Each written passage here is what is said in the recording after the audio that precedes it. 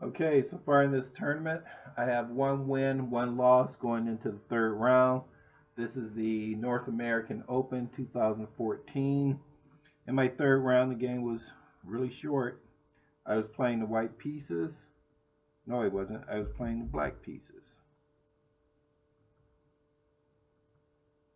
Okay, well, I can do it this way.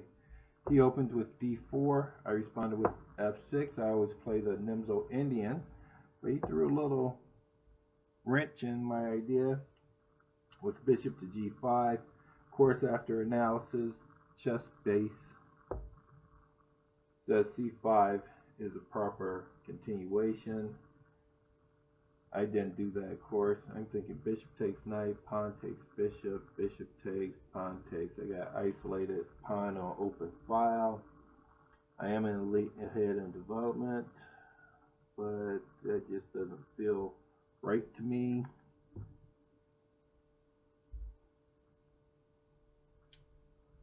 So what I did was a lot more passive, and I got into trouble. Plays e3, e4 would be a proper continuation. I break the pin. He plays bishop to d3. I play d5. I'm trying to control e4, but find out eventually that that's not going to be possible. White still gets control of it. Knight d2. Castle, get my king out of the center. Pawn f4. Now he's going to have a stone wall set up.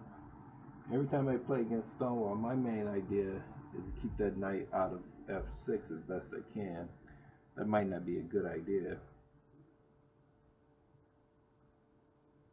Knight d7, knight f3, knight e6. That's bad. My thing is, after pawn f6, the knight can't come in on me.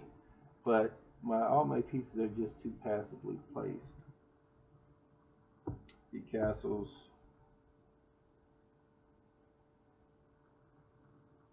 Knight f6. Bishop h. Pawn c5. c3. Pawn c4. Bishop c2. Okay. You got my pawn chain. I'm thinking when things quiet down on the king side, I can start advancing on the queen side. But I need to do something with this bishop. Bishop is just dead.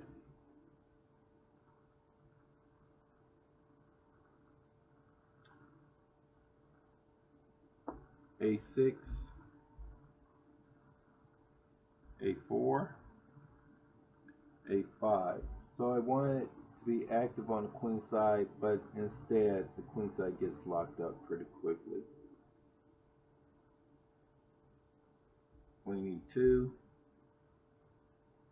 On f5, well, if he's going to play stone wall, I'm going to play a stone wall. And the position is very closed. And of course, in a closed position, you want to exchange off your bishops and keep your knights.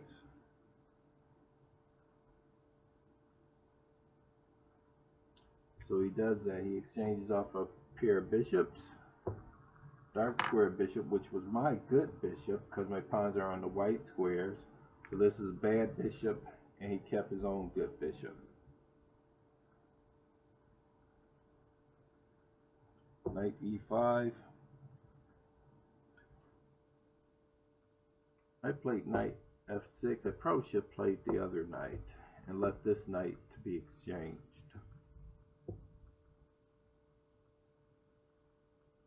Bishop 3. Now he's playing for active queen side. I take off. He takes back with the knight. I push up. What I see is this setup right here, but I was pretty confident that he would see it too.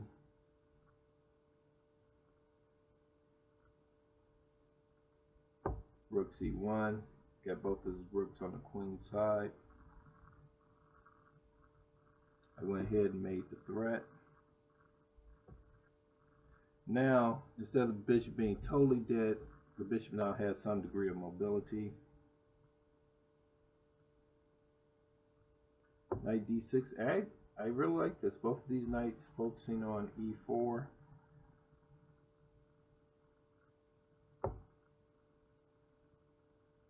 Knight d2. Rook at f to c8. Now both my rooks are on the queen side, and I'm putting pressure on the pawn. Knight b1 to defend the pawn. It was at this point, while I was thinking about my move, that my opponent looked up and resigned. He said he was tired. I understand that. Okay, that wasn't the best of games, but that was the game. Game round 4 will be tomorrow, 11:30. Bye for now.